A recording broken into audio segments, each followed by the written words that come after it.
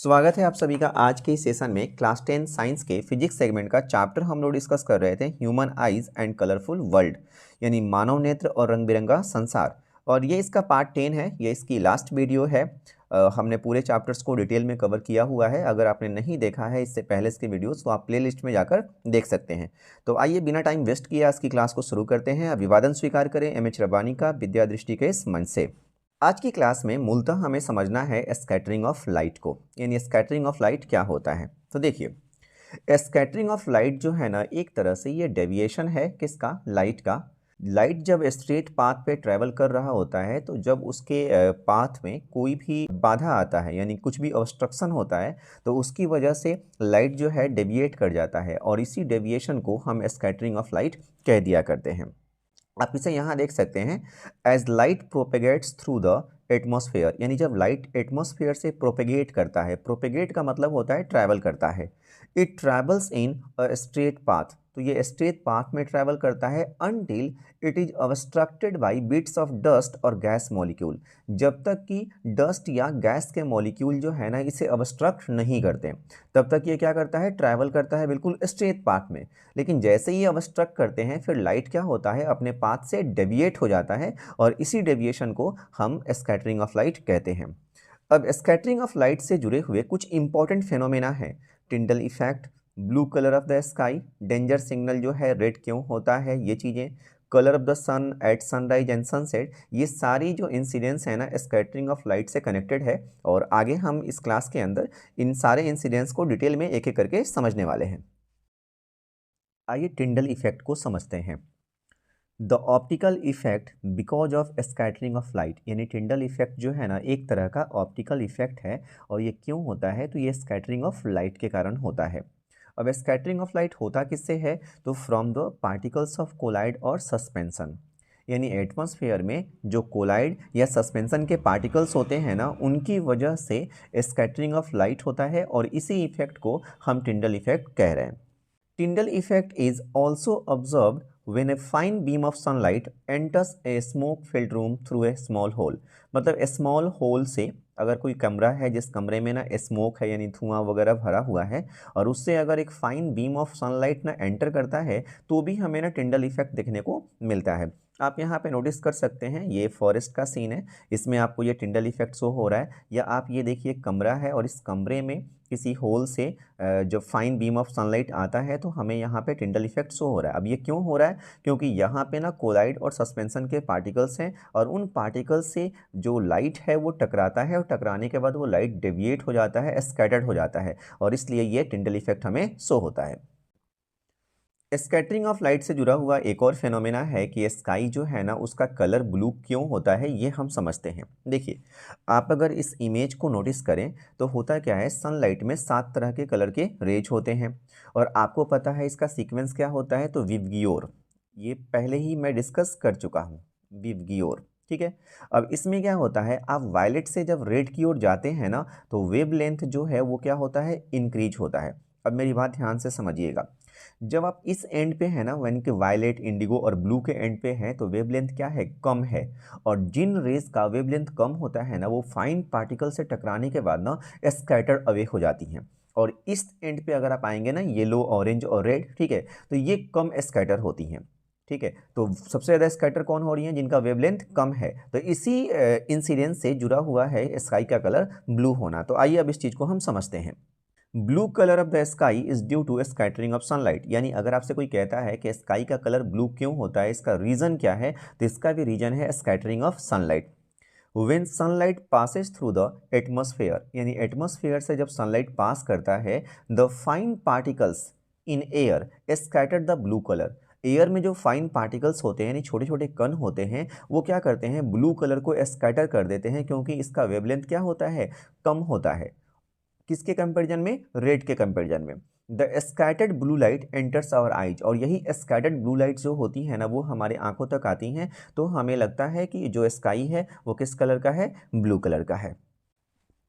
Scattering of light से जुड़ा हुआ एक और इंसिडेंस है, डेंजर सिग्नल जो होता है वो रेड ही क्यों होता है। जैसे आप यहाँ नोटिस कर सकते हैं, ये जो स्टॉप लिखा हुआ है ये रेड पे ही लिखा हुआ है। जो रेड लाइट है, ये जो लाइट है डेंजर के लिए, हम रेड का यूज़ क्यों करते हैं? इसके पीछे भी कहानी सिंपल वही है कि जो सनलाइट होता है या कोई भी वाइट लाइट होता है उसमें 7 कलर के रेज होते हैं। इसमें जिस कलर का ना वेवलेंथ कम होता है वो जल्दी स्कैटर्ड हो जाता है। तो अब ब्लू कलर का वेवलेंथ या वायलेट, इंडिगो और ब्लू का वेवलेंथ क्या होता है? कम होता है, तो ये स्कैटर्ड हो जाता है। आप यहाँ पर नोटिस कर सकते हैं वायलेट, इंडिगो और ब्लू जो है स्कैटर्ड अवे हो गए हैं और ये फैल गए हैं, ठीक है। और जो रेड है वो स्कैटर्ड नहीं हुआ, वो स्ट्रेट पाथ पे ट्रैवल कर कर हम तक पहुँच रहा है। तो इसी वजह से जो डेंजर का सिग्नल होता है वो रेड रखा जाता है, क्योंकि रेड जो है स्कैटर्ड कम होता है। यही बात यहाँ पे मेंशन की गई है कि the red is list scattered by fog और स्मोक, यानी फॉग के कारण या स्मोक के कारण जो रेड कलर है ना वो सबसे कम स्कैटर्ड होता है। Therefore it can be seen in the same colour at a distance. और इस वजह से क्या होता है, काफ़ी दूर से देखने पर भी हम सेम कलर में रेड को देख पाते हैं, और यही वजह है कि डेंजर सिग्नल जो है रेड यूज़ किया जाता है। आइए अब समझते हैं हम कि जो सन है ना, सन का कलर सनराइज के समय और सनसेट के समय जो है रेड हो जाता है, ऐसा क्यों होता है? तो आप इसे यहाँ समझ सकते हैं। देखिए, यहाँ पे ऑब्जर्वर है अर्थ पर, ठीक है। और सन जो है, अगर हम सनसेट की बात करें या सनराइज की बात करें तो उस समय सन जो है वो कहाँ होता है? होरिजोन के पास होता है। अब सन की जो लाइट है ना वो ऑब्जर्वर तक ट्रैवल करने में लॉन्ग डिस्टेंस को ये ट्रैवल करता है, और इसमें क्या है? एटमॉस्फेयर है। अब यहाँ होता क्या है कि जो ब्लू कलर्स के रेज होते हैं ना वो स्कैटर्ड अवे हो जाते हैं, वो स्कैटर होकर फैल जाते हैं, और जो रेड कलर है वही ऑब्जर्वर के आंखों तक पहुँचता है, और इसलिए सन जो है हमें कैसा दिखाई देगा? वो रेड दिखाई देगा। लेकिन अगर यही सन जो है ना ओवरहेड हो, यानी हमारे सर के ऊपर हो बिल्कुल, तो इस समय अर्थ तक सनलाइट को आने में काफ़ी कम डिस्टेंस ट्रैवल करना पड़ता है, और इसलिए जो ब्लू कलर्स हैं ना वो कम स्कैटर्ड होते हैं, ज़्यादा स्कैटर्ड नहीं होते हैं। और इसलिए जब हम आफ्टरनून के समय में देखते हैं, लंच वंच के समय में, दोपहर के समय में, तो सन जो है हमें वो वाइटिश अपीयर होता है। तो इस चीज़ को अगर हमें मेंशन करना हो या लिखना हो तो आप इसे ऐसे लिख सकते हैं, light from the sun near the horizon, यानी कि हॉरिजॉन के पास में जो सन से आने वाली लाइट होती है ना हॉरिजॉन के पास में, थ्रू थीकर लेयर्स, ये ना थीकर लेयर्स को क्रॉस करके आती है। कहाँ पे? एयर के लेयर की बात हो रही है। And larger distance in the earth atmosphere, और अर्थ के एटमॉस्फेयर में लार्ज डिस्टेंस को ये कवर करके आती है हमारी आंखों तक पहुँचने से पहले। और इस लार्ज डिस्टेंस को कवर करने में जो ब्लू कलर्स के रेज होते हैं वो स्कैटर्ड अवे हो जाते हैं, और रेड कलर के रेज हमारी आंखों तक पहुँचते हैं, और इसलिए इसका रंग जो है सन का हमें रेडिश अपीयर होता है। Light from the sun overhead, अगर सन कहाँ पे है? ओवरहेड है, यानी सन जो है हमारे सर के ऊपर है, यानी दोपहर का समय है, would travel relatively shorter distance, तो ये कंपैरेटिवली ना कम डिस्टेंस को कवर करता है। At noon the sun appears white as only a little of the blue violet colours scattered, मतलब कि दोपहर के समय में सन जो है वो वाइट अपीयर होता है, क्योंकि बहुत कम ही ब्लू और वायलेट कलर जो है ना स्कैटर्ड होते हैं। आप यहाँ पे देख सकते हैं, ये हमारा सन का पोजीशन है आफ्टरनून के समय में, और ये जो डिस्टेंस ट्रैवल कर रहा है सनलाइट वो काफ़ी कम डिस्टेंस ट्रैवल कर रहा है, और इसलिए ब्लू कलर जो है काफ़ी कम स्कैटर्ड होता है, और इसीलिए सन जो है इस समय क्या दिखेगा हमें? वो वाइटिश दिखेगा। लेकिन अगर हम यही बात कर लें सनराइज या सनसेट के समय, तो सन का पोजीशन कहाँ है? होरिजोन के पास है। तो इस तरह से सन से आने वाली जो लाइट है ना वो एक लॉन्ग डिस्टेंस को ट्रैवल करती है, और इस लॉन्ग डिस्टेंस को ट्रैवल करने में जो ब्लू कलर्स के रेज होते हैं ना वो मैक्सिमम रेज स्कैटर्ड अवे हो जाते हैं, और इसलिए जो रेड कलर्स के रेज होते हैं वो हमारी आंखों तक पहुंचते हैं, और हमें जो सन है वो रेडिश अपीयर होता है। अगर इस चीज़ को हम समराइज करना चाहें तो आप यहाँ समझ सकते हैं, ड्यूरिंग सनराइज एंड सनसेट, यानी सनराइज और सनसेट के समय सन कहाँ होता है? तो सन जो है वो होरिजोन के पास होता है। Near the horizon most of the blue light and shorter wavelength are scattered away, यानी होरिजोन के पास में जो अधिकांश ब्लू लाइट्स होती हैं या ब्लू लाइट के अलावा दूसरे भी जो शॉर्ट वेवलेंथ वाली लाइट्स होती हैं वो स्कैटर्ड अवे हो जाती हैं। किसके द्वारा? पार्टिकल्स के द्वारा, जो एटमॉस्फेयर में स्मॉल पार्टिकल्स होते हैं उनके द्वारा ये स्कैटर्ड अवे हो जाती हैं। Therefore the light that reaches our eyes, और इसलिए जो लाइट हमारी आंखों तक पहुंचती है ना वो लॉन्गर वेवलेंथ्स वाली होती हैं, यानी कि वो येलो, ऑरेंज और रेड कलर की होती हैं। This give rise to reddish appearance of the sun, और इसलिए सन जो है वो कैसा अपीयर होता है? वो रेड अपीयर होता है। जैसे आप यहाँ पे अगर नोटिस करेंगे तो ये मान लीजिए सनराइज या सनसेट का समय है, तो ये जो डिस्टेंस ट्रेवल कर रहा है ना सन, ठीक है, सनलाइट, वो क्या है? लॉन्गर डिस्टेंस है, और इसमें ब्लू कलर्स के रेज क्या हो जा रहे हैं? स्कैटर्ड अवे हो जा रहे हैं, और जो लॉन्ग वेवलेंथ वाले रेज है ना वही हमारी आंखों तक पहुंच रहे हैं, और इसलिए ये जो है सन वो हमें रेडिश दिखाई दे रहा है।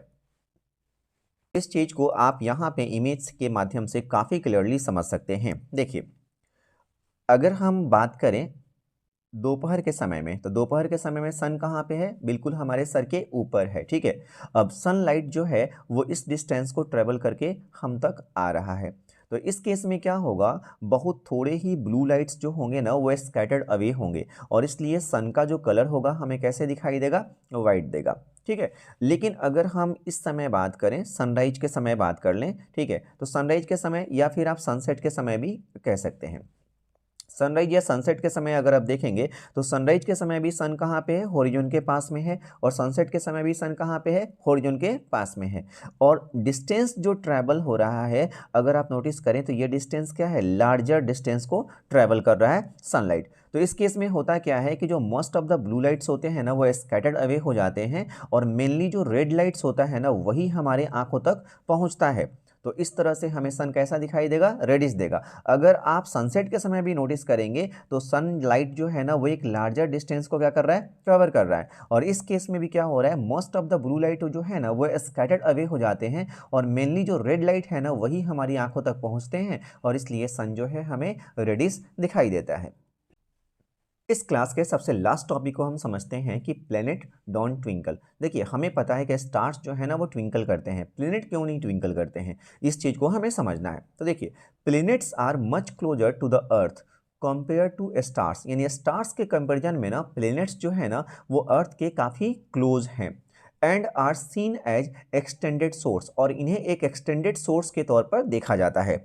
सो एज प्लेनेट में बी कंसीडर्ड, इसलिए प्लेनेट को हम कैसे कंसीडर करते हैं? तो हम इसे कंसीडर करते हैं एक collection of large number of point size source, यानी कई सारे पॉइंट साइज सोर्स के ग्रुप के रूप में हम इन्हें कंसीडर करते हैं। Although light coming from individual point size source flickers, मतलब कि एक इंडिविजुअल पॉइंट साइज सोर्स से जो लाइट आता है ना वो फ्लिकर करता है, but the total variation in the amount of light entering our eye from all the individual point size source will average out to 0। आप इसे ध्यान से समझिए, कह रहा है कि सारे जो पॉइंट साइज के सोर्स है ना उन सबसे आने वाला जो लाइट होता है ना उस लाइट में जो टोटल वेरिएशन होता है वो टोटल वेरिएशन क्या हो जाता है? वो नलीफाई हो जाता है, वो ज़ीरो हो जाता है, और इस वजह से हमें ट्विंकलिंग इफेक्ट जो है वो नहीं दिखाई पड़ता है। Therefore planets appear equally bright and there is no twinkling of planets, मतलब इसलिए प्लेनेट जो है ना वो हमेशा हमें सेम ब्राइटनेस के साथ दिखाई देता है, वहाँ पे कोई ट्विंकलिंग इफेक्ट हमें दिखाई नहीं पड़ता है।